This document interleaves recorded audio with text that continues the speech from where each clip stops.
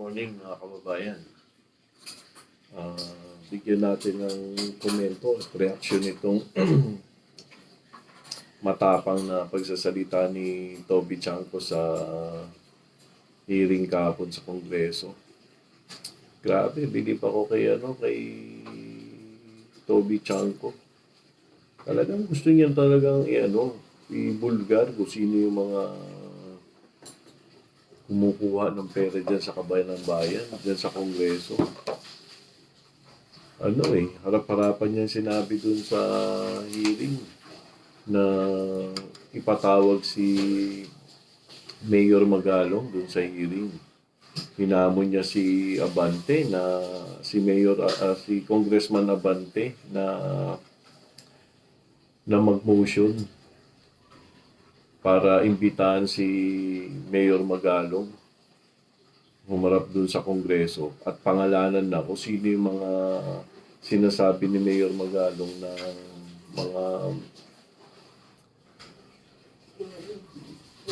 na mga tiwali. Pero wala, hindi sila nakaporma kay Toby Chanco. Itong nakakatawa nga to si Abante. Nagsalita si Abante. Sabi ni Abante, hindi naman daw kailangan na imbitahan pa si Mayor Magalong dahil meron na mga nagsasalita na. Alam niyo yun? Takot sila. Takot sila na humarap si Mayor Magalong dahil talagang mabubulgar sila. Gustong-gusto na talaga sabihin ni Toby Chanco. Actually, sinasabi niya na kung sino yung mga tiwali. Pero alam mo yung gobyerno natin, wala silang reaksyon na imbestigahan talaga kung sino yung mga magnanakaw niya. Actually, sinasabi niya na talagang pinangalanan niya na, mga ilang months na yan, 2 months na yan, nagsasalita si Toby Chanco tungkol dyan sa distribute yung pera ng ganun-ganun lang. Grabe, bilyon-bilyon yung mga pag-distribute ng pera. Congressman Saldico, talagang ang salarin dito. Kasi siya may hawak ng siyang nagpapaikot ng pera dyan sa Kongreso. Siya lang. At sabi nga ni Vice President Sara Duterte, si Saldico at saka si Congressman Tambaloslos ba yan? Si Martin Romualdez pala. Sorry, hindi pala si Tambaloslos. Congressman Martin Romualdez. Ayun mga kababayan, tingnan mo. Pakinggan natin yung mga sinabi ni Congressman Toby Chanco. Ito. Mr. Chairman, kanina po pinag-uusapan yung insertion, tinanong po kung ano yung mga natanggal sa 2025 budget at kung ano yung mga naipasok. Kaya po, pabor sana ako dun sa motion ni Congressman Erice na imbitahan talaga ang dating former chairman ng Committee on Appropriations, si Congressman Saldico, dahil kahit dun sa small committee, wala pong naibigay niya report. No? And for the record, under Congressman Saldico as proponent, ang insertion sa BICAM is 13,803,693,000. No? Under Ako Bicol, it's 2,295,000,000. And under PHW party list, it's 2,064,000,000 pesos. Ang point ko lang po dito, Mr. Chairman, is mas malaki pa po ito sa mga, even yung 2 billion, mas malaki po ito sa NEP ng ibang mga lugar. So bakit kailangan dumaan sa party list ang mga proyekto para sa distrito? Bakit hindi po pinababa sa distrito directly? At ang makakasagot lang po yan is si Congressman Saldico. Okay. Next.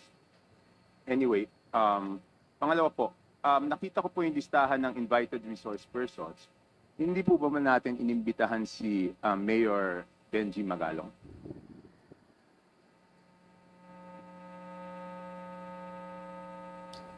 Not for this hearing, Your Honor. Pero iimbitahan po ba siya sa susunod na pagdinig? At the future hearing. Hindi, sa next hearing? We have to discuss it. Because nandito po kanina si Bante, siya po yung nagsabi na wag naman akusahan yung house at pangalanan kung sino yung tinutukoy. At pumayag naman po si Mayor Magalong na tukuyin pag siya ay inimbitahan ng house kung sino yung tinutukoy niya na pinakamalaki ang nakukuha na 20%. So ang tanong ko po, bakit pa po hindi imbitahan kaagad ng committee para malaman na po natin kung sino yung tinutukoy niya, Mr. Chair? I think we have a commitment that we will invite him. But the commitment is not on the next hearing. Kasi marami po tayong pag-usapan. In fact, gusto natin isa-isahin. Yung mga Sims construction, hindi yung nagpakita. St. Timothy, hindi yung nagpakita. Ito yung alam ng mga tao na gusto malaman yung katotohanan. So, ibig sabihin, we are united with Mayor Magalong on his commitment against corruption. For him to name the 67 lawmakers, no question. But he will be required in this committee to do it on their own. State 67 lawmakers who are contractors first. Second, lawmakers who are allegedly receiving 30 to 40% kickback. That will come in due time. That is the commitment of this committee. Hindi, kasi sa sinasabi niya, ang pinakamalaking nakukuha ay yung Committee on Appropriation. So hindi pa ba mas mabuting i-address na po natin? Kasi nandyan po, si Congressman Abante, nadinig ko po yung interview nyo, sabi nyo po, dapat pangalanan po ni Mayor Magalong. So ayaw nyo bang mag-present ng motion na imbitahan na siya kaagad para pangalanan na rin po niya? At sinabi naman po niya na willing naman po siyang imbitahan. Congressman Avante, you're being asked. Should I make the motion now? Better, Mr. Chair, to show na talagang seryoso tayong imbitahan siya. Talagay ko. I just have one. Mr. Chair, Before speaking, I have one question lang po to Congressman Chaco. Is this part of your interpellation or what is this? Okay. All right. It's part of my 5 minutes, Mr. Okay. Chair. All right. And after this, I will have no further questions because this will be my basis of seeing if talagang may pupuntahan tong committee na to o wala. Kung ayaw natin imbitahan si Mayor Magalong sa agarang panahon, magkakaproblema tayo sa credibility niyan. But I think we have to state for the record as well that in many public forums, Mayor Magalong has labeled the committee as merely a moro-moro committee. So I think the public should look at that as well. Yes, Mr. Chair, pero sinabi niya, kahit tinawag niyang moro-moro, sinabi naman niya na willing siya magtumarap, di ba? Eh di, tingnan natin kung haharap siya pag inibitahan natin. I think, Mr. Chair, point of order. yes, please. I think we should be sensitive regarding the word moro-moro. May we delete the words because I think it was Kong Zia, who is a Muslim. It was, I think, an affront to the Muslim community. Yes, I understand it, but that was the exact statement of Mayor Magalong, labeling the committee as moro-moro. We will not remove it from the record, but because that is what he had labeled the committee.